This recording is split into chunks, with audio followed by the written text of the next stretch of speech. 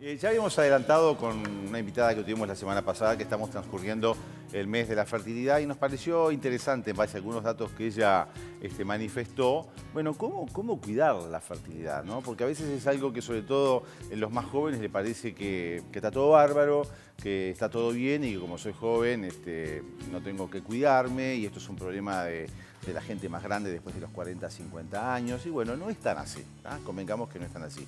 Y en ese sentido, recordemos lo que ya se habló la semana pasada, que cuando hablamos de infertilidad, el problema afecta un 30% a las mujeres, un 30% a los hombres y el resto es una responsabilidad compartida en lo que tiene que ver con problemas de salud que pueden estar afectando la fertilidad. Y tenemos que desterrar ese concepto cuando una pareja, pasado un año, no puede tener hijos, es que es un tema de la mujer, o sea que es la mujer la que está teniendo problemas.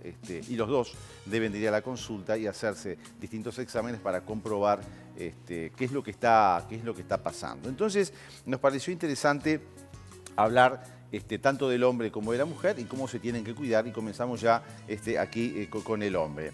Obviamente que las células reproductoras masculinas son los espermatozoides y forman parte de lo que es el semen, ¿verdad? El semen, a diferencia de lo que muchos pueden pensar, solamente un 10% corresponde a las células reproductoras masculinas. Lo tenemos acá en la primera placa. El 90% corresponde a lo que se llama líquido seminal, o sea, el líquido que acompaña o que de alguna manera sirve de transporte y de nutrición para las células reproductoras masculinas, que son los espermatozoides, que aproximadamente rondan entre 50 y 150 millones por mililitro en lo que es un eyaculado normal. Pero recuerden eso, recuerden el porcentaje, ¿tá? Vamos a la siguiente plaquita. La calidad seminal según la Organización Mundial de la Salud, hablamos de un volumen promedio de 1,5 a 6 mililitros, con un pH, esto tiene que ver con la acidez y alcalinidad de 7,2 a 8,2, espermatozoides 39 millones, movilidad 32% más. ¿Qué quiere decir? Que para que se considere normal, los espermatozoides tienen que por lo menos alcanzarse de ese porcentaje de espermatozoides, un 32% tienen que tener una movilidad adecuada y por lo menos un 4% una morfología o una forma normal.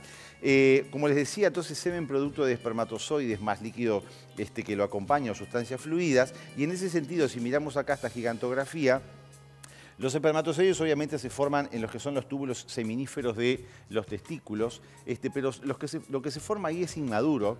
Tienen que pasar después a esta otra estructura que está acá, que se llama epidídimo, donde es realmente que se almacenan y están de 10 a 14 días en un proceso que se llama madurativo para darle justamente la movilidad adecuada.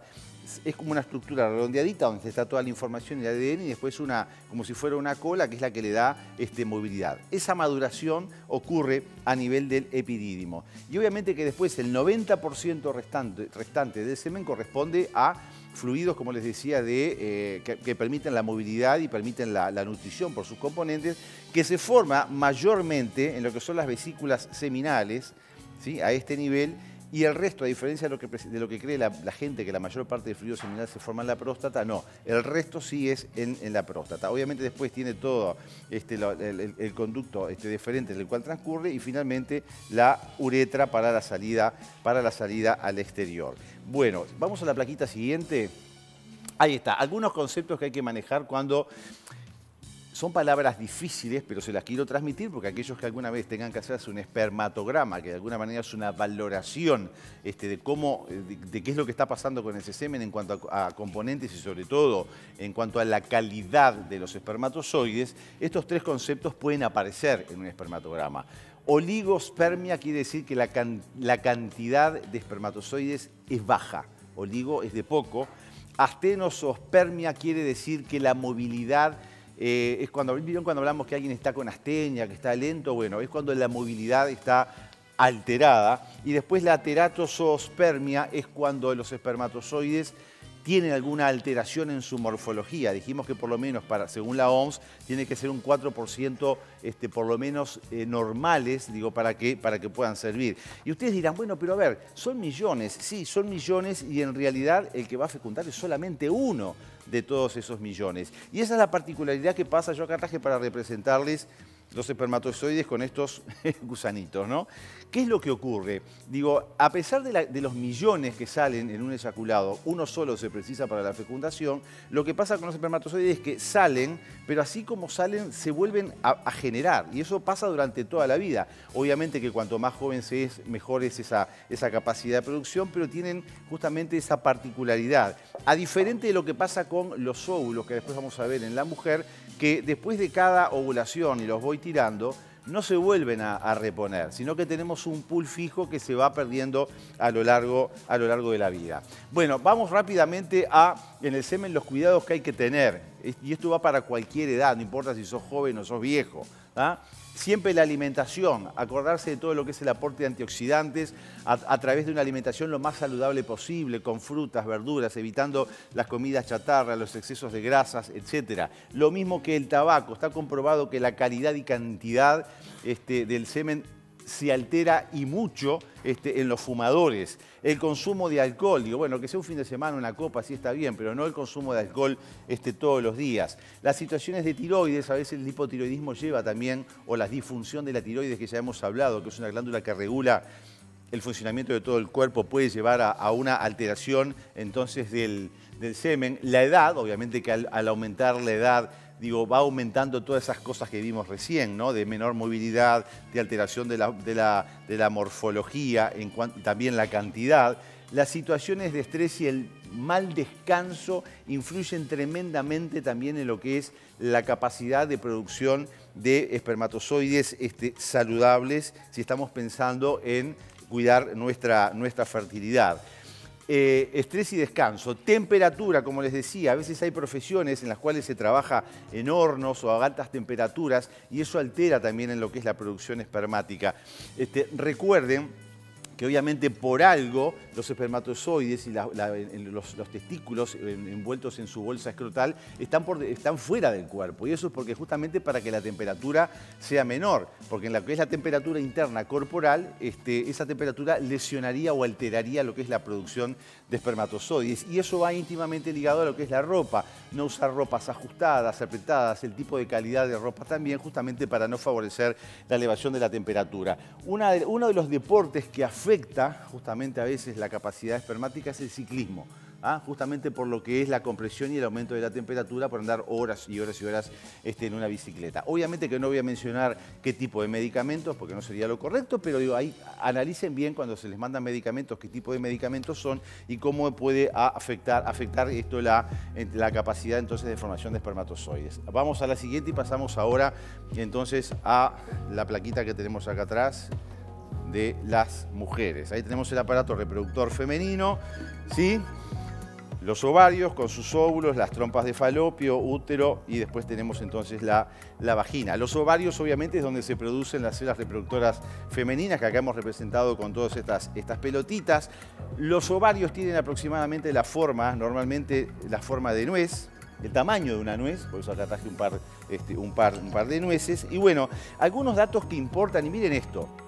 Yo les decía que a diferencia del hombre, que los espermatozoides permanentemente se están formando, las mujeres no, las mujeres nacen ya con un pool, que son esas pelotitas blancas que están representadas ahí, de óvulos, que son las células reproductoras femeninas. Entonces, miren, antes de nacer, que no está el dato acá, y ya dentro del útero, el feto femenino tiene 7 millones de óvulos, 7 millones de óvulos, que baja a 2 millones al momento del nacer. Miren la cantidad que caen. Quedan de 300 a 500.000 cuando comienzan con el ciclo, o sea, la etapa de la pubertad, donde ya empieza el ciclo femenino normal y la posibilidad de concebir un hijo. Y mueren más o menos 1000 por ciclo. Entonces, presten atención a lo que se llama esto, que es la reserva ovárica, o sea, cómo si hay aspectos que no cuidamos para favorecer la fecundidad, nos puede alterar porque justamente esto es un proceso en el cual los ovocitos van bajando. Obviamente que eso no se puede modificar, porque es un fenómeno ya fisiológico. No es porque yo me cuide en determinadas cosas, va a ser que mis células reproductoras femeninas vayan a aumentar o vayan a mejorar. Pero sí, cómo es importante cuidar nuestra salud, porque a ese proceso fisiológico de disminución de los ovocitos podemos agregar con conductas inadecuadas complicaciones que pueden alterar entonces la fertilidad. Y acá lo vemos, en esta placa. Dice, los agentes externos influyen en la reserva ovárica, pero ustedes miren, la edad 13, 25, 30, 35, digo, cómo lo que es la reserva ovárica, esa con la cual la mujer nace, baja abruptamente y sobre todo después de los 30 años. ¿Ah? Esto es normal, es fisiológico, pero entonces ¿cómo tenemos que prestar atención? A cuidarnos en otros aspectos externos para no agregar complicaciones a este proceso funcional normal que es el descenso de la reserva ovárica. Bueno, obviamente que los ovarios también producen no solamente las células reproductoras femeninas que son los ovocitos, sino que también producen hormonas, estrógenos y acá es progesterona, que vamos a sacarle lo, que tienen que ver, digo, bueno, con aspectos de la funcionalidad orgánica a nivel de la mujer y obviamente del aparato reproductor femenino, que no lo vamos a extender para no quitar más tiempo. Consejos. Bueno, han oído hablar mucho, por eso traje un reloj acá, ¿sí? Han oído hablar mucho del reloj biológico, ¿no? En las mujeres, y es lo que estábamos hablando recién. Esa reserva ovárica que al pasar el tiempo va cayendo y por lo tanto hay que tener cuidado y programar a veces nuestra maternidad. Consejos, bueno, reloj biológico, tabaco y alcohol, igual que el hombre, van a incidir obviamente como factores externos en reducir la fecundidad. El peso, y el peso tiene que ver, ojo, no solamente con el peso alto, sino también con el peso bajo. ¿Ah? A veces las mujeres extremadamente delgadas tienen problemas de fertilidad. La alimentación, ya lo dijimos, fomentar todo lo que es una alimentación saludable con el aporte de antioxidantes. El estrés, medicamentos. Ojo cuando se está pensando en la posibilidad de un embarazo con los deportes también de alto impacto que pueden perjudicar. La actitud, cuando se está buscando un embarazo, y esto va tanto para hombres como para mujeres, tener una mente positiva. ¿Tá? Una actitud positiva ayuda porque tiene que ver también con mejor descanso y reducir el estrés. Y la importancia, obviamente, de hacer los controles periódicos en la mujer. No olvidemos también la mamografía y el Papa Nicolau como dos elementos paraclínicos fundamentales para preservar la salud.